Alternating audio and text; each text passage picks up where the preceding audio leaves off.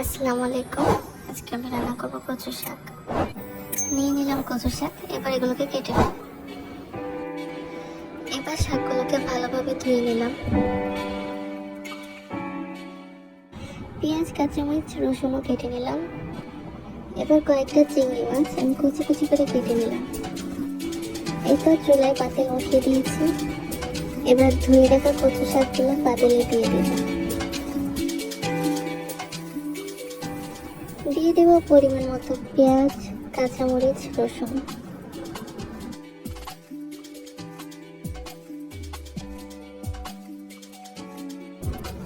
এবার দিলাম লবণ। সবকিছু একসাথে ভালোভাবে নেড়ে নেব। দিয়ে দিলাম সামান্য পানি, আর পানি দিয়ে এটা ঢেকে দেব।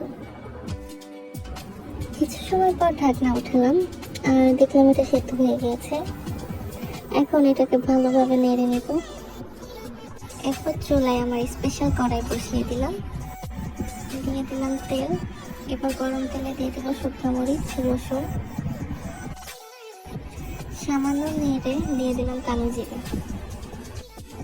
এখন দেবো পেঁয়াজ কুচি, আর এটা ব্রাউন হওয়া পর্যন্ত নাড়তে থাকবো।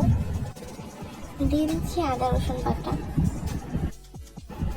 মরিচের গুঁড়া, হলুদের গুঁড়া, জিরা গুঁড়া, সামান্য পানি। সব কিছু একসাথে নেড়ে দিয়ে দিলাম লবণ। এবার মশলা ভালোভাবে কষিয়ে দিয়ে দিব সেই কুচি করা চিংড়ি মাছ। এই পর্যায়ে সেদ্ধ করা শাকগুলো দিয়ে দেব।